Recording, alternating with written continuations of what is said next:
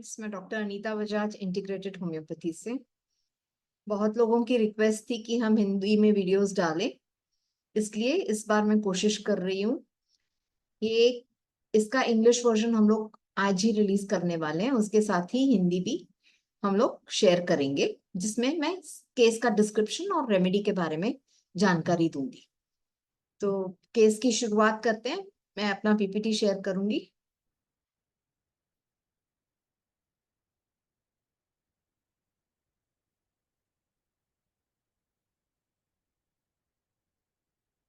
ये केस एक 32 year old एक लड़की का लेडी का है, जो काफी दिखने में ग्रेसफुल सुंदर है, टॉल है, और वो एक गुजराती फैमिली से है। वो पहले शादी के पहले उसके मायके में जॉइंट फैमिली में रहती थी, जहाँ उसकी बुआ और पेरेंट्स और ग्रैंड पेरेंट्स और उसकी एक छोटी बहन रहते थे। तो उनके घर में ये आदत थी कि सब लोग अपना अपना काम करते थे। उसकी बुआ भी कमाती थी, फाइनेंशियली सपोर्ट करती थी। वो खुद भी काफी यंग एज से उसने ट्यूशंस देना शुरू कर दिया था, और उसकी सिस्टर भी कमाती थी। तो उनके घर में ये फ्रीडम था कि वो लोग कुछ भी कर सकते थे। अब ये लेडी आई थी एक अपनी कंप्लेंट्स लेके, जिसमें उसको डिस्मेनोरिया था, जो कि चॉकलेट सिस्ट डायग्नोज हुआ था, और एंडोमेट्रियोसिस डायग्नोसिस थी। इसको पहले भी थोड़ा सा डिस्मेनोरिया रहता था, बट अभी लास्ट 3 मंथ से उसको काफी ज्यादा सिवियर डिस्मेनोरिया है, जिसमें उसे जैसे पेन, डिलीवरी के पेन की तरह लेबर टाइप पेन्स, काफी सिवियर, जिसको वो बर्दाश्त नहीं कर सकती थी और रोना आता था उसको। उसके साथ में कमर में दर्द और ब्लीडिंग काफी ज्यादा, जिसमें क्लॉट्स आते थे। और उसको पीरियड्स के पहले कॉन्स्टिपेशन होता था, और ये 3 महीने से चल रहा था। तो 2 महीने पहले वो गायने के पास गई थी, और उससे उसका ये डायग्नोसिस हुआ था। और इस डायग्नोसिस की वजह से उसको जो दवाइयां दी गई थी, हार्मोनल ट्रीटमेंट दी थी, उसकी वजह से मेंसेस सप्रेस हो गए थे। तो ये बात पेशेंट को अच्छी नहीं लग रही थी, क्योंकि उसको वो नेचर के अगेंस्ट जाना लग रहा था कि हम पीरियड्स को कैसे सप्रेस कर सकते हैं। तो इसलिए उसने सोचा कि मुझे ये दवाई नहीं लेनी है और कुछ और दवाई लेनी है, और उसकी बुआ जो मेरी ओल्ड पेशेंट थी, वो उसको मेरे पास लेकर आई। अब ये लेडी जो है वो एक टीचर है। अब जब शादी करने के बाद जो वो ससुराल में आई, तो उसके ससुराल की जो फैमिली थी वो काफी ऑर्थोडॉक्स थी, और मदर इन लॉ जो है काफी डोमिनेटिंग है। और उसको ये बात बिल्कुल पसंद नहीं थी कि बहू बाहर काम करे। तो उसने शादी के बाद जॉब छोड़ दिया था। 6 साल तक वो आउट ऑफ जॉब रही, उसने काम नहीं किया जब तक कि उसकी बेटी 2 साल की नहीं हुई। तो लेकिन उस दौरान वो काफी डिप्रेस्ड महसूस करती थी, उदास महसूस करती थी, और उसको लगता था जैसे मेरा कोई अस्तित्व ही नहीं है। और उसको ये घर में बैठ के टाइम पास करना पसंद नहीं है। जैसे घर का काम हो जाने के बाद फिर मैं क्या करूं, तो टीवी के सामने बैठी रहूं या मोबाइल पे कुछ करती रहूं, तो ये उसको पसंद नहीं था। क्योंकि उनके घर में शुरू से सब लोग एक्टिव रहे, सब लोग काम करते रहे, तो इसको ये सुस्ताना और बैठे रहना ये चीज बिल्कुल पसंद नहीं थी। जबकि उसकी मदर इन लॉ बीमारी का कारण देख के कभी भी काम नहीं करती थी, और वो पूरा टाइम बैठी रहती थी और कुछ ना कुछ टीवी पे देखना या मोबाइल पे कुछ करना। उसकी जेठानी भी ऐसी ही थी। उसके 2 बच्चे हैं, एक 8 साल का और एक 1 साल का। तो वो उस बच्चे के केयर में ही काफी बिजी रहती है, तो घर का काम ज्यादा नहीं कर पाती थी। लेकिन जो भी काम करती थी उसके बाद अगर फ्री हो गई, तो वो भी टीवी वगैरह देखना पसंद करती थी, जो पेशेंट को यूजलेस ऐसे टाइम पास जैसा लगता था। तो उसे लगता था कि कुछ कंस्ट्रक्टिव काम करना चाहिए ना, अगर एक बार काम हो गया उसके बाद हम फ्री हो गए तो फिर बैठ के क्या करेंगे। बट फिर भी उसकी मदर इन लॉ एग्री नहीं करती थी, क्योंकि ये लड़की जो है वो काम करने में काफी फास्ट है, एफिशिएंट है, और अच्छे से पूरा काम निपटा देती है। तो उसकी मदर इन लॉ को लगता था कि जेठानी उसके आगे एब्सेंस में काम पूरा नहीं कर पाएगी। तो इस वजह से भी वो इसको अलाउ नहीं करती थी। अब जबकि ये लेडी सुबह से उठ के उसने बोला था कि मैं सब काम पूरा करके अपने जॉब पे जाऊंगी, तो अभी भी सुबह को उठ के वो नाश्ता खाना, अपनी बेटी को तैयार करना, अपनी बेटी को स्कूल में ड्रॉप करना, अपना कोई काम किसी और को सौंप सौंप के या कोई काम छोड़ के कभी नहीं जाती थी। वो पूरा काम करने के बाद स्कूल जाती थी, ताकि मदर इन लॉ को कोई शिकायत का मौका ना मिले, और आने के बाद भी वो काम में जुट जाती थी। जब वो काम नहीं करती थी तो उसे बहुत रिस्ट्रिक्शन लगता था, क्योंकि उसने काफी यंग एज से काम किया है, तो उनके उसके हाथ में पैसे रहते थे, तो कभी भी कुछ भी लेना है तो उसको वो फ्रीडम था।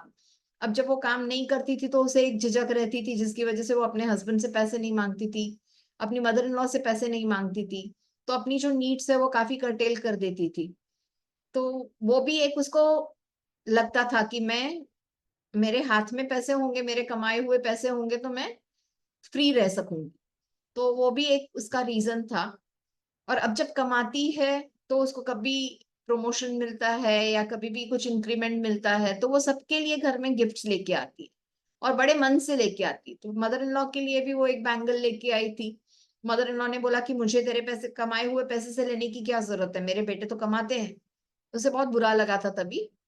लेकिन मतलब इसको ऐसे ही है कि मेरी मदर इन लॉ जो है वो मेरी जेठानी को इस बात पे अप्रिशिएट कर सकती है कि वो बाजार से धनिया सस्ता लेके आती है या सब्जियां सस्ती लेके आती है, बार्गेन कर सकती है। और उसे, मैं एक टीचर होके पढ़ाती हूँ, घर का सब काम करती हूँ, तो मेरे लिए वो कभी कुछ अच्छा नहीं बोलती है। तो ये उसके मन में एक रहता है। इसके हस्बैंड का भी पहले साथ नहीं था, क्योंकि उसे लगता था कि ये दोनों काम कर पाएगी कि नहीं कर पाएगी। लेकिन जब उसने देखा कि ये मैनेज कर लेती है, और इसके टीचर होने की वजह से बेटी को भी बहुत फायदा होता है, क्योंकि वो बेटी को भी अच्छे से सिखाती है, तो इसलिए वो भी अभी कोऑपरेट करता है। जैसे बच्ची को स्कूल छोड़ना है या घर के काम में कोई मदद करनी है, तो वो भी उसमें हेल्प कर देता है। अभी इसकी मदर इन लॉ का कैसा है कि अगर ये कुछ अच्छा भी बनाएगी, तो मदर इन लॉ बोलेगी उसमें कौन सी बड़ी बात है, यूट्यूब पे देख के तो आजकल कोई भी कुछ भी बना लेता है। या मेहमान है और इन्होंने सबने खाना वाना बनाया, सब मिलके अच्छे से, पेशेंट ने और उसकी जेठानी वगैरह ने, तो मदर इन लॉ ऐसे पेश आएगी कि सबको लगे जैसे कि उसने ही सब कुछ बनाया हुआ है। तो ये सब चीजें पेशेंट को इरिटेट करती थी, लेकिन वो कभी रिएक्ट नहीं करती थी।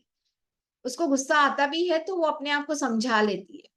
जैसे अपने हस्बैंड से भी झगड़ा नहीं करती है, सोचती है कि अगर मैं आज झगड़ा करूंगी फिर वो 4 दिन बात नहीं करेंगे, फिर मुझे ही उनके पास जाना पड़ेगा, तो फिर फायदा क्या है, मेरा ही नुकसान है। 4 दिन में वो बात नहीं करेंगे तो 4 दिन मैं उलझन में रहूंगी। फिर उसके ब्रदर इन लॉ भी डोमिनेटिंग है, तो उनकी घर में ज्यादा चलती है, और पेशेंट के हस्बैंड कुछ बोलते नहीं है बीच में। पेशेंट भी कुछ नहीं बोलती है, तो बोलती है कि मैं अपने रिश्तों को संभालती हूँ, किसी का कोई रिश्तों को स्पॉइल करने का कोई मतलब नहीं है। बाकी वैसे वो काफी सेटिस्फाइड है, उसको नौकरी करने मिल जाए बस उतना ही उसके लिए काफी है। कपड़ों वपड़ों का शौक है, क्योंकि टीचर का जॉब है, तो मीटिंग्स वगैरह के टाइम पे, फंक्शंस के टाइम पे अच्छे कपड़े पहनने होते हैं, तो उस हिसाब से वो कपड़े वगैरह ज्यादा खरीदती है। बट ऐसे कोई ज्वेलरी का वगैरह या कोई बाहर ज्यादा चीजों का शौक उसको नहीं है। और दर्द के लिए भी ऐसे बोल रही थी कि दर्द थोड़ा कम हो जाए, बर्दाश्त की लेवल पे आ जाए तो भी चलेगा, पूरी तरह से ठीक नहीं होगा तो भी चलेगा। मतलब एक उसमें एक वो समाधान था, या एक संतोषी वृत्ति थी। तो अब ये केस को हम समझेंगे रूब्रिक्स के हिसाब से, अगर हम देखते हैं तो किस तरह के रूब्रिक्स आते हैं। तो ये जो लेडी है, ये काफी एक्टिव है, इसे कमाना वगैरह, कोई ना कोई काम में अच्छे से जुटे रहे, कुछ ना कुछ हम करते रहे, मतलब अपने टाइम का सदुपयोग करें, वेस्ट नहीं करें या बैठे नहीं रहे। तो उस हिसाब से मैंने सोचा कि इसको ऐसे कोई बड़ी एम्बिशन नहीं है कि मुझे बहुत ज्यादा कमाना है, किसी की कंपटीशन में रहना है, ऐसा कुछ भी नहीं है। उसको खाली अपने आप को बिजी रखना है। तो इसके लिए मैंने एम्बिशियस रूब्रिक नहीं लिया है, and I have taken the rubric occupation desire for an order desire. Order desire मतलब जब तक वो काम करती रही, उसके हाथ में पैसा है, उसको फ्रीडम है, लाइफ स्मूथ चल रही है। जैसे ही वो काम नहीं कर रही है, उसके हाथ में भी पैसा नहीं है, बैठे रहना है, बोर होना है, पैसे भी नहीं है, तो वो उसके लिए एक डिसऑर्डर जैसा है। जो ऑर्डर नहीं है, मतलब जो पहले से उसका जो लाइफ में ऑर्डर आता आ रहा था, वो ऑर्डर उसका वहां पे बिगड़ जाता है। इसका ये कहना है कि मैं काम सब घर के करके जा रही हूँ, खाना वाना पका के जा रही हूँ, तो फिर आप मुझे क्यों नहीं जॉब करने देते हो।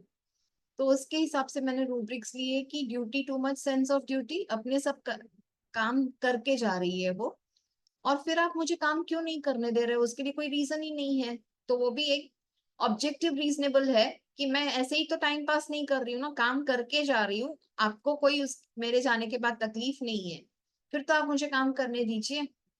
And she is over active क्योंकि वो दोनों फ्रंट्स अच्छे से संभाल पा रही है।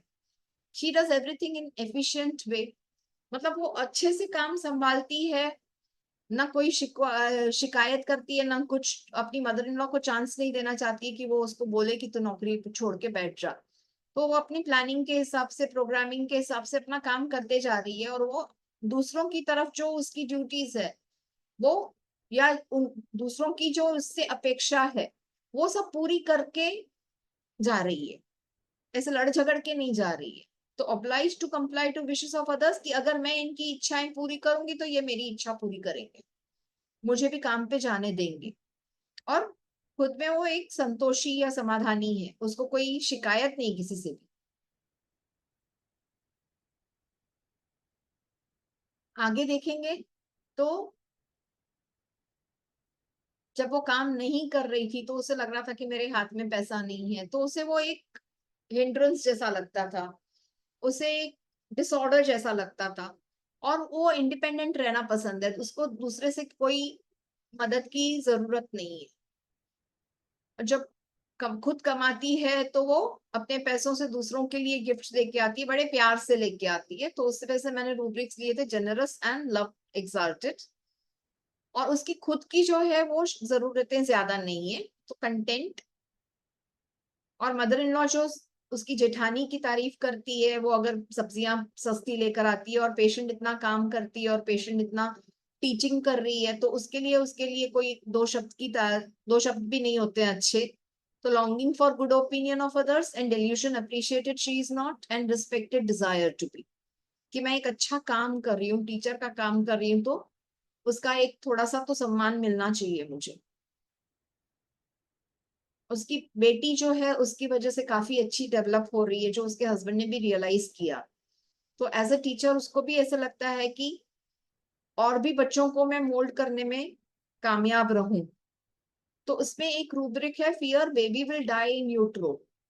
मतलब जैसे यूट्रस है वो एक सीट ऑफ क्रिएशन है, जहां पे कोई क्रिएशन होता है।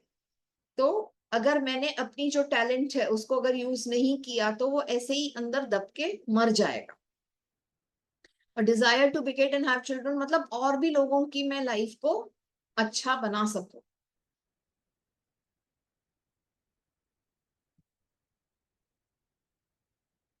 हर वक्त जब टर्म एंड होने वाला होता है तो इसको पहले से ही घबराहट हो जाती थी कि अब क्या होगा। अभी फिर से मदर इन लॉ कुछ ना कुछ नया शुरू कर देगी, फिर मुझे उनको समझाना पड़ेगा, फिर मुझे उनसे झगड़ना पड़ेगा, और फिर मुझे उनको कन्विंस करना पड़ेगा। तो इसलिए एलिमेंट्स फ्रॉम एंटिसिपेशन, पर्टिनेसिटी। पर्टिनेसिटी में क्या होता है कि आप किसी चीज से लग के, आप एक क्या बोलते हैं जैसे, डटे रहते हो आप, किसी भी चीज के लिए काम करने के पीछे डटे रहते हो। और उसके लिए आपको अगर किसी से लड़ना भी पड़े तो आप लड़ लेते हो। और इसमें डिफाइंट भी है, क्योंकि ये एक मामले के लिए ही वो डिफाइंट है, बाकी सब चीजों में वो उनकी हर बात मानती है। और ये फीलिंग्स पर से रिएक्ट नहीं करती है, सोच समझ के वो रिस्पॉन्ड करती है। तो इमोशंस आर प्रिडोमिनेटेड बाय इंटेलेक्ट, मतलब उसमें एक सूझबूझ समझदारी है, तुरंत रिएक्ट करने वाली उसकी ये पर्सनालिटी नहीं है। और वो सब जो चीजें बोल रही थी वो काफी खुले दिल से हंस के, और अपनी मदर इन लॉ के बारे में भी जब बता रही थी तो वो हंसी रही थी। तो चीयरफुल जेस्टिंग। और जो उसके जो भी बहुत थोड़ा बहुत गुस्सा है उसके अंदर, वो अंदर दबा हुआ ही है, जिसकी वजह से उसको एंडोमेट्रियोसिस भी हुआ है, क्योंकि जो भी इमोशंस दबाए जाते हैं कहीं ना कहीं वो शरीर पे असर करते हैं। तो इसमें एक रिजर्व्ड डिस्प्लेजर है। डिस्प्लेजर मतलब अनहैप्पीनेस, आप किसी चीज से नाखुश हो, और वो रिजर्व्ड है क्योंकि आपने उसको एक्सप्रेस नहीं किया है, वो अपने अंदर ही दबा के रखा होगा। तो ये सब रूब्रिक्स अगर हम देखते हैं तो ये रूब्रिक्स लेके जो दवाई आती है वो है ट्रिटिकम वल्गैरिस। ट्रिटिकम वल्गैरिस का मतलब है गेहूं, जो हमारा खाना है, हमारा स्टेपल डाइट है, जो हम रोटी खाते हैं। तो बेसिकली जो गेहूं है वो एक मोनोकोटिलिडॉन का प्लांट है, ग्रास रेमेडी है। ग्रास मतलब वो फसल उगती है, बहुत सारी फसल उगती है, तो उसमें एक अबंडेंस है। और उसमें विंड पॉलिनेशन है। विंड पॉलिनेशन में क्या होता है, जो बीज होते हैं वो काफी सारे बिखर भी जाते हैं, वेस्ट हो जाते हैं, इसलिए बहुत ज्यादा बीज बनाए जाते हैं। कुदरत ने वैसा एक बनाया हुआ है कि बहुत सारे पॉलन्स होते हैं, तो इसलिए उसमें सेक्सुअलिटी हाई रहती है। अब ये पेशेंट में सेक्सुअलिटी का जो एस्पेक्ट वो वैसा कुछ नहीं है। और मोनोकोटिलिडॉन में क्या होता है कि वो उनका जो बेसिक सेंटरिंग रहता है वो अपने ऊपर रहता है, वो जो चाहते हैं एक मुद्दे के ऊपर वो अड़े रहते हैं, लाइक मोनोमेनिया जिसको बोलते हैं वैसे टाइप। तभी ये औरत को भी ऐसा ही है कि मुझे बाहर काम करना है, मुझे घर पे नहीं बैठना है। तो वही आइडिया इतनी उसके दिमाग में फिक्स है कि वो उसके लिए अपनी मदर इन लॉ से भी जुट जाती है। तो ट्रिटिकम वल्गैरिस जो रेमेडी है वो काफी ऐसे लोगों के लिए भी है जो अपना देश छोड़कर परदेश में जाके बसते हैं। तो अगर इस तरह के काफी सारे एनआरआईज जो हैं उनको ग्लूटेन सेंसिटिविटी या ग्लूटेन इंटॉलरेंस की बीमारी हो जाती है, जिसकी वजह से वो काफी परेशान होते हैं।